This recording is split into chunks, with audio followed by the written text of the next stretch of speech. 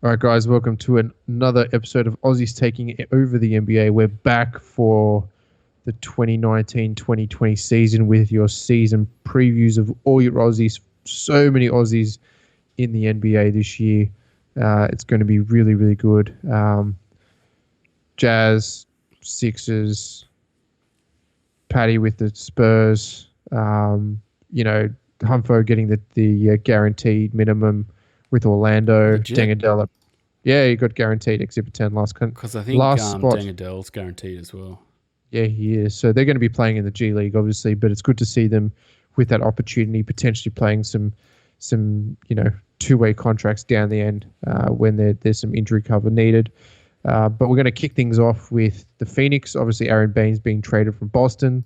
Sorry, Boston fans, your time is up on the Aussies. Yeah, which is a shame too, because it's a good team to watch. A lot of history, and now we have to go to the scrubs that are the Phoenix Suns. Let's talk about this ragtag group of individuals. It's weird because on the outside, right, I am like, Phoenix, man, do we have to watch this? Kind of like when Thon went to Detroit, I was like, I have to watch Detroit. And then I kind of like felt like, this Detroit's team's actually pretty fun to watch. This is interesting. Like, why was I upset?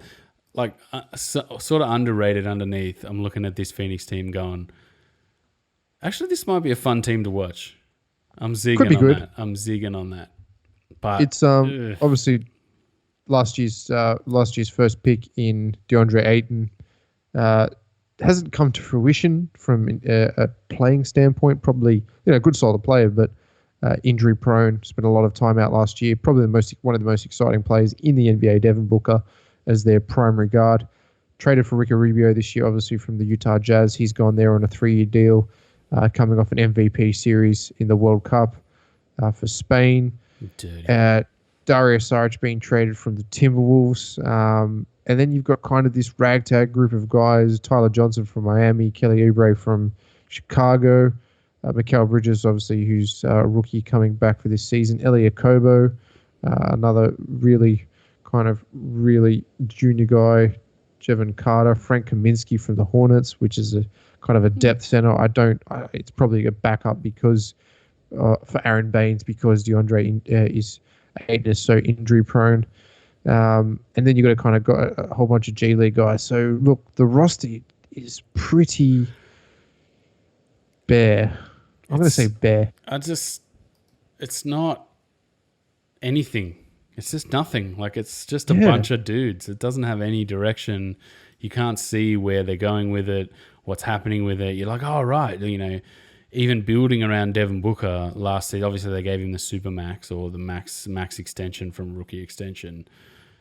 Like, okay, bring in some guys around Devin Booker, let him hold the ball the entire time, supplement him with some pieces. But they brought in Ricky Rubio. It's like, why? Why would you bring in Ricky Rubio? It doesn't make any sense at all. I think they've brought in Ricky Rubio to be more of that primary facilitator, so Devin Booker can be that off-ball kind of just shooting guard.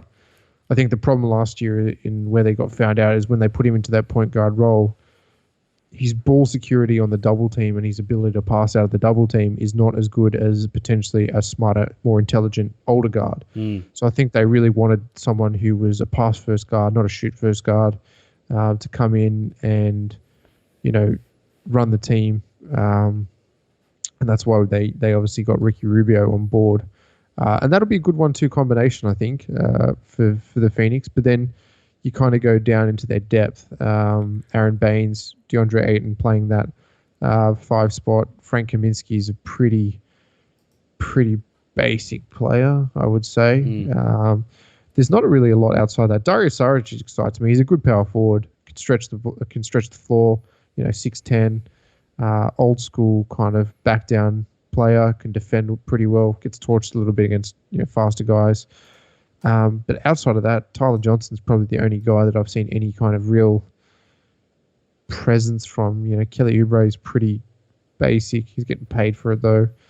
Jevon Carter, Mikal Bridges, Elie Okobo, these guys, nothing jumps out at me. What about you? Nah, it's a lot of guys there where who's going to be the leaders on this team? Who's going to be, you talk about guys like Saric, who's still only 25, still on a rookie deal. So that's a pretty good deal for Phoenix.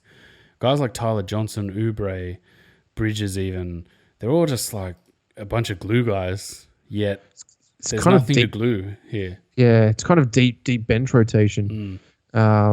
Look, they've still got a couple open spots. It'll be interesting to see if they bring some veteran presence, if they re-sign Jamal Crawford, if he's interested in going back there, if they look at some of the other guys that are on the open market. Maybe this is a perfect spot for Melo to land in and play some small forward. He's going to be starting on this team every week. I don't know. I want to see him back in the league. It's just interesting. Yeah. It's just interesting to see the circus continue. But what do you say more about this team? It'll be interesting to watch. The West is very different this year. I think the Lakers and the Clippers, the LA teams, are probably the premier teams of the West this year. Obviously, with injuries to Golden State, the Jazz strengthening. I don't know. It's a packed West. These guys finished last season. By a huge country mile. Yeah. Country mile. Dismally. And I don't know, like, how much of that was genuine incompetence and how much of it was, we're just tanking for more picks, because it really didn't seem like, I guess, would you put Zion in that team, really? Like, Zion wouldn't really fit in that team. Who did they end up drafting? Who did they get? What draft pick did they get? Let me just quickly pull that. We're a bit rusty from preseason. But still, like, they ended up with the 6th pick, Jarrett Culver. Is he even on that list here? Did they get rid of him? I don't even know.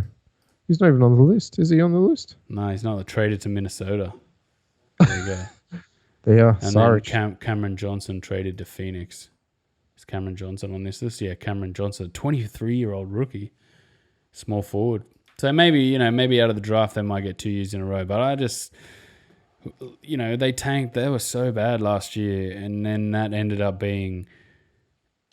Who did they get out of that? Like, nobody. Like, why didn't they get a guy like Rui? Like, you look at all these guys that went after it looks like Minnesota traded up to get that pick. But, like, you look at all the guys that went after, like Kobe White, Rui, Cam Reddish went after him. Going even further down, Brendan Clark. They could have got another power forward, but it's just...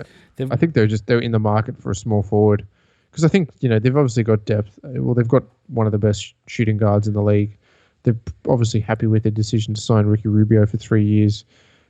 Traded for Darius Saric, happy with that. Baynes, DeAndre Ayton still, relatively unknown, had an injury-prone season, but good player, 20 and 10 a night kind of player. Can shoot the ball, great mid-range game. Probably just needs to stretch the floor a little bit more. Now they've got Twinkle Toes Baynes in, who's came off a fantastic World Cup playing for Australia. Shooting 3 balls like lights out. Just all-round play. Let's talk about Baynes' World Cup, because that was just an all-round fantastic performance. Like, showing everything. Like, everything was pulled out of his bag in that tournament. Not just the 3-ball, finishing around the rim, making plays. Defensive stops. Not letting guys back down him. I don't think one guy backed him down successfully that whole time. He's just a beast. He's like a fridge, 6'10" fridge. And then if we plug this into this Phoenix team, right? Is there room for him to just be that same kind of guy? Like, I feel like Baynes at his peak, operating at the peak of his powers, is in a role like he just had on that Australia team. Like, he's doing a little bit of this, like the defensive anchor. He's also the driver on offense, the guy who revs everyone up to, like, I felt like in Boston that role kind of really started to diminish, and then it did. His minutes were rotation based. He was fighting against 3 guys here. I mean, they really don't have a backup power forward. Mikal Bridges is more like a stretch 3. So they've got Darius Saric at starting power forward. You got DeAndre Ayton at starting center. Baynes can play power forward or center. So I think he's going to be playing a lot more minutes this season. a lot more minutes in this season because these guys are injury prone, and he's a pretty good workhorse. Although he does pick up the odd niggle here and there. But what more can you say about a team that has delivered nothing and has given nothing and has not really improved a hell of a lot? They're just like in the nether region. Like, you know what I mean? Like some of those small market. Some of those teams last season were dragged into like these tankathons. Like the Pelicans, I remember at the start of last season, I said the Pelicans, like this is if this starts to go bad, this is Anthony Davis, I'm leaving territory, like see you later, basically. And you're obviously, if you're losing a massive piece of your franchise like that, you're only going in one direction. So you've just got to galvanize the team, galvanize your franchise's position, and try and work with what you got. Whereas this Phoenix team's been bad for a while. Yeah, and it doesn't look like Philly, like they had a plan. They were doing this. They're gonna get a lot of picks, just refresh their team with a lot of picks, and then kind of last year they made a few blockbuster moves, which was a little bit of a 180 type of thing. This Phoenix team is just like where is it going? To me, I look at it and just go, I don't understand what this roster's supposed to be. Didn't they fire their coach too? What's his name? What was Kokoshkov? Yeah, they did. And after you would bring in Kokoshkov because he's the man. Like, this guy's a really good coach. He's got Euro chops. He's got chops like as an assistant coach. He was like a real mastermind. Bang, just fired after a season. Like, see you later. Like, why? Okay, so I'm just looking up who they brought in. Oh, Phoenix coach. Melbourne Phoenix. Wellington Phoenix. Ufuk Talay. No, Suns. Oh, Monty Williams. Oh, just... What do you do? What are they doing? I don't understand. I don't even see like a path to just be like, oh, right, you do these things here, and then you're on the way. Sweet. It's a 4-year plan, or it's a 3-year plan, or 2 or 3 years of pain here, and then you're on your way to a plan. That's just I don't understand. Anyway, this is weird to me, man. This team's weird. Point. But at the same time, the more I look at it, the more I'm talking myself into like, cool. Like I might just watch this team just to be like, fuck it, let's see this team and see what it does. Like I'm all right with just watching. Like I watched a lot of Devin Booker's highlights. They're pretty good. Some pulls off some good trick shots. Look, we can say our next pod's going to be on Delhi and the Cavs, and I don't know what's going to be worse to watch, to be honest with you. The Cavs more interesting. Were bad last year, man. They're bad last year. They haven't really improved. Kevin Love comes back. Maybe they win a few more games. Again, still a few more roster pieces, I think, left to come into place. Chetty Osman growing. But yeah, that'll be the next pod, and we'll talk about how that has just fallen so far off a cliff. It's hilarious. But to wrap up the Suns, let's do a bit of a over-unders prediction for them. What are you saying? So what were they last year? And what 17? does Vegas have them? Hang on, I've got the spreadsheet here. I'll just pull the spreadsheet up. You can't see it, though, on your screen, can you? No. Over under, I ended up doing the thing here. Bring up the sheets. So what does Vegas has them at? 29.5 wins. Do you see them getting to 30 That's wins? up from 19 last season. I did not see them getting to 29.5 wins. For me, that's a pretty easy under. I can see them maybe... I put 28 as the prediction under, but that's pretty conservative. Like, that's clearly just going under, but a bit of a false pick. I'm going to go to 23. Definitely under 29.5. I don't see how they're going to get there. 23. All right, I'll throw you down for 23 here. 23 it is. Oof. Yeah, well, Bainesy, I'm psyched to watch Bainesy. We should throw some more love his way because that really was an amazing tournament that he had for Australia. Yeah, man. I feel like it really encapsulated the spirit of Bainesy. You know what I mean? Like, if you could get him on an NBA team where it's just like he's like the the grizzly, but the head grizzly, and he just, grizzles people, sets picks, gets angry, gets rowdy. I just don't think this Phoenix team is that. Like, this Phoenix team looks like, we're young guys, we want a ball, man. Like, it's not like, whereas the Aussie team, like, you could tell there was such a good camaraderie and mentality that it all just glued together because he was just the aggro, the tough guy the entire time. I'm going to say him on a Warriors team with Draymond Green would be fantastic. Be interesting. That would be amazing to watch. Just grizzles. Just 4 and 5, stretch the floor. Baynesy can stretch the floor now, get into that corner, but just big man in the lane. There we are, Steve Kerr. If you're listening, Steve Kerr, that extra roster spot. See if they can snipe him up. Snipe in Baynes or hold it open for Bogut. So we'll pick up some Golden State early on next year if we have to. But if they're even going to make the playoffs. Yeah, it is what it is. Listen to this bitter, salty man. Just as long as the Raptors don't, I don't care. Anyway. Oh man, the Raptors are going to be terrible. Like, yeah, they will be. But we'll do overs unders as we go through, and then we'll do a snipe back to our over under and finish that off. What do you reckon? Indeed. Yeah, so just a short one on Baynesy. We'll throw this out. When we're going to do the Cavs one? You want to do the Cavs one tomorrow? Saturday. We'll get a couple of more pods out. Obviously, in the lead up to some of the more contentious teams. When's the NBA Philly, start? 24 days from today. That's plenty of time. It's not like the NBL where time's running out and it starts this week. Yeah, no, there's tons of time. So we've got tons of time. We'll put out a whole bunch of pods. We've got heaps still to do over under previews for everything. Just talking about what's happening. It's changing in the guard, really, isn't it? Because and now we've got Rowdy still there. Rowdy Brokoff. It's just kind of the smaller guys, like the G League, like background guys, really, that sort of changed around a bit.